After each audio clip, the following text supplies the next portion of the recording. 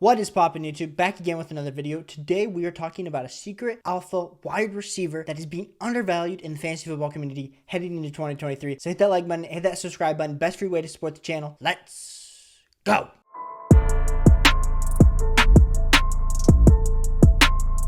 So this secret wide receiver, a lot of people don't like. I'm just going to be honest. A lot of people do not like him because he plays for a team that is kind of hated in the NFL. But besides all of that, this guy has produced elite level fantasy football seasons up to this point in his career, except last year was a little bit of a down year. If we look at player profiler, we can see from the moment he stepped onto the field, his rookie season, 9.8 fantasy points per game, wasn't great. Wide receiver 57, but we saw a lot of flashes as he got on the field as a third round pick. 2020 is where he took that leap. The 14.8 fantasy points per game, wide receiver 22. 2021, 17.2 fantasy points per game, put him as a wide receiver 8. People are high on this guy because he's an absolute target hog. And then last season, fell to 10.6 fantasy points per game, put him as the wide receiver 39. If you are still here and you are listening, appreciate you guys so much because that player that we're going to be talking about today with elite alpha level wide receiver upside is Diontae Johnson. Now, Diontae Johnson plays for the Pittsburgh Steelers, and a lot of people are going to say, oh my gosh, Caleb, the only reason Diontae Johnson's good is because he had noodle arm Big Ben to give him targets. Heard that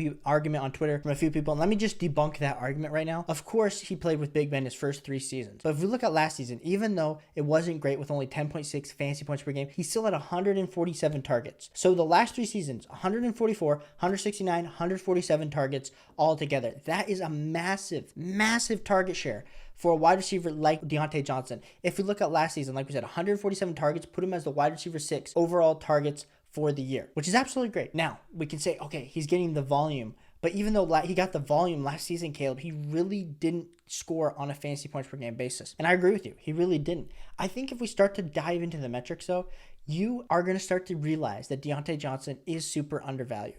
So, of course, 147 targets, great. 27% target share. So elite level target share, wide receiver 13 on a target share for last year, 26.3 target rate, wide receiver 15 on snap share, wide receiver 9 on routes run with 560. When we start to look at this is where we're going to really start to realize the difference that we had in quarterback play. So if we look at these in-game splits from RotoViz, we can see with Mitch Trubisky compared to with Kenny Pickett. Now with Mitch Trubisky in their first 4 games, Diontae Johnson averaged 15.65 fantasy points per game, which is great, which is actually really, really good, which would put him kind of in line with what he did in 2020, would have put him as like a wide receiver 23 to wide receiver 24 last season. But if we look at what happened when, of course, Kenny Pickett was in the game, he all of a sudden drops to 9.8 fantasy points per game. Now, I know a lot of you are going to be saying, well, Caleb, this is a dumb argument because Mitch Trubisky is not the start of the season. Kenny Pickett is. And if you don't love Kenny Pickett, and if we can see that Kenny Pickett wasn't a great quarterback fantasy producer for Diontae Johnson, why do you think Diontae Johnson has the potential to still get those elite level numbers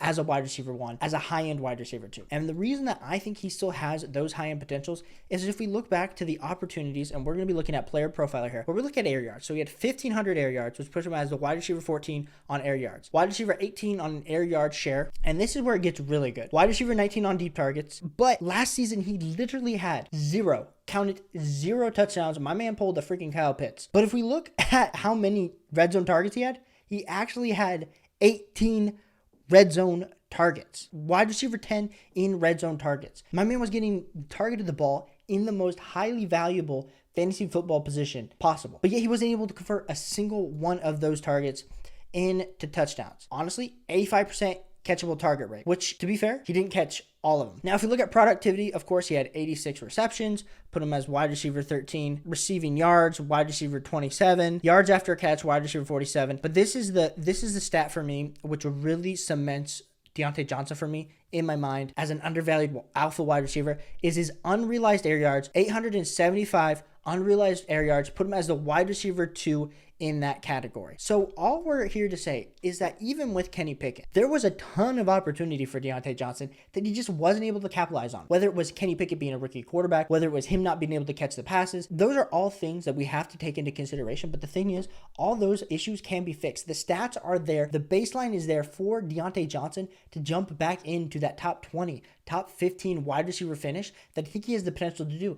And even if we look at, like we said, the metrics for last season, he has that potential. The great news is you're only having to draft him as a wide receiver 29 on Underdog. So let me know down below. Are you buying those prices? Are you drafting Diontae Johnson as a wide receiver 2, wide receiver 3, who has potential to lead you to fantasy football glory with high-end wide receiver protection? Let me know down below. Appreciate you guys all for tuning in here today. Hit that like button, hit that subscribe button. Best free way to support the channel, and I'll catch you on the next one. Peace.